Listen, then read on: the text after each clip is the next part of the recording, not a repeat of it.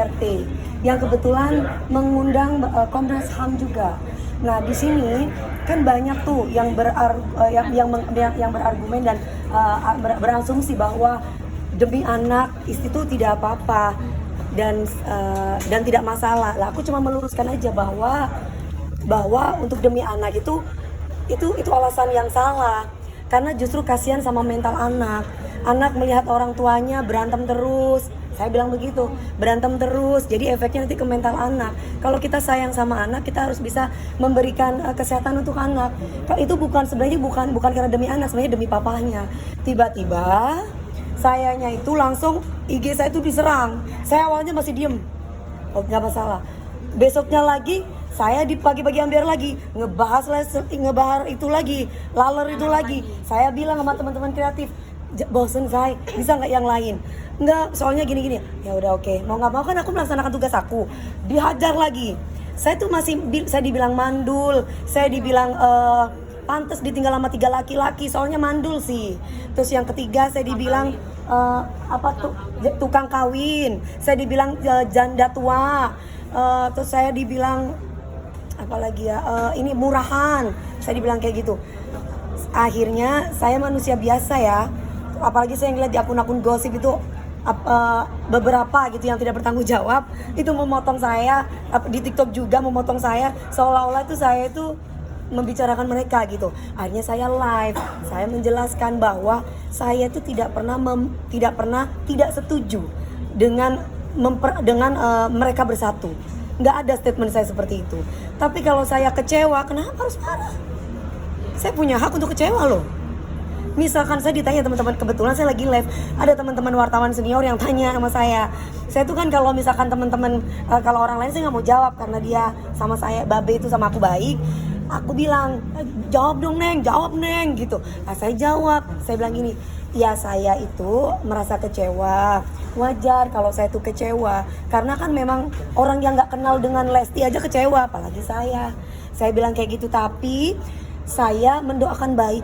Mudah-mudahan mereka bahagia dan Bilar tidak mengulangi lagi. Sudah hanya itu. Terus udah gitu mereka tanya lagi, kalau Mbak DP prinsipnya bagaimana kalau misalkan di KDRT-in?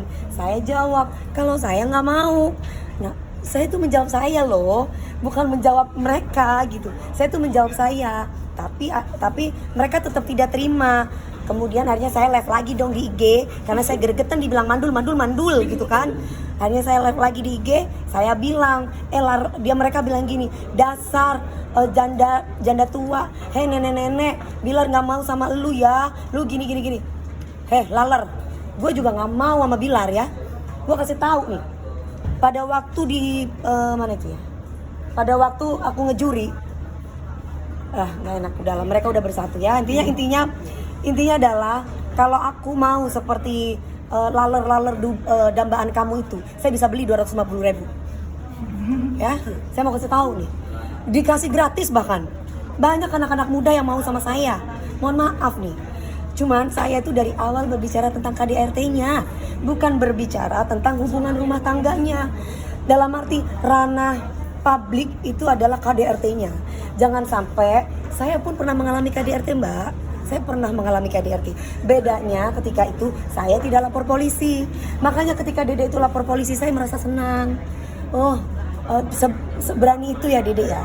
Karena jujur, saya pernah mengalami KDRT, tapi bedanya saya tidak berani.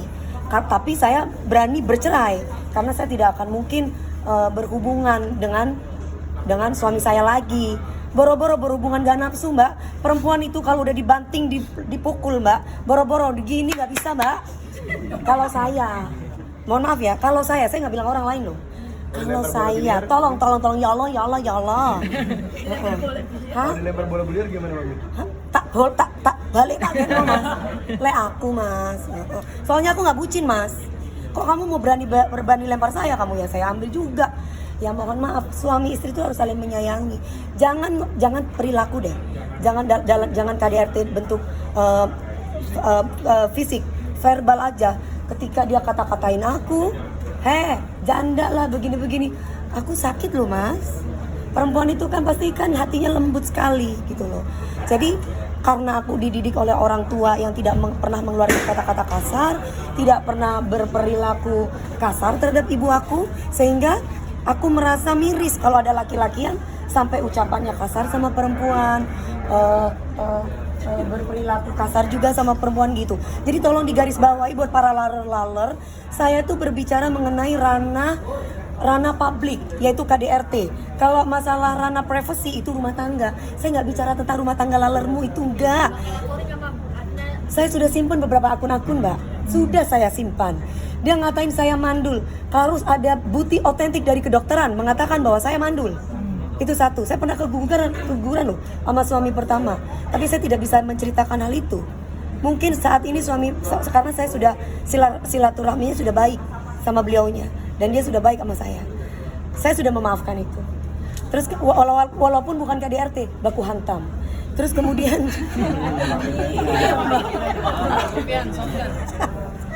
cuma bedanya saya nggak lapor polisi, tapi saya cerai ya, karena saya nggak bisa itu.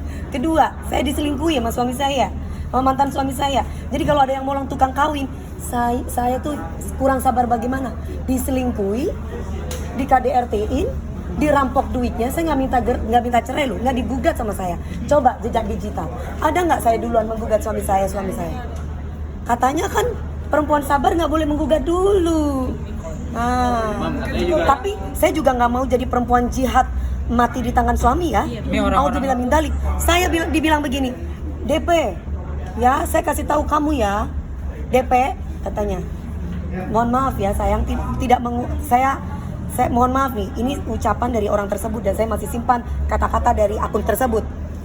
Si L ini perempuan soleha.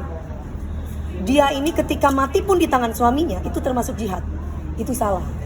Ajaran agama dari mana? Sedangkan saya Islam. Islam tidak mengajarkan kekerasan. Nah, di sini kondisinya adalah kalau saya balik lagi misalkan saya dihajar sama suami saya terus katanya itu jihad, tolong dong tanyakan sama yang katanya jihad itu kalau memang langsung masuk surga, tolong bener nggak itu memang masuk surga, baru saya mau dibogemin sama laki saya. Ya.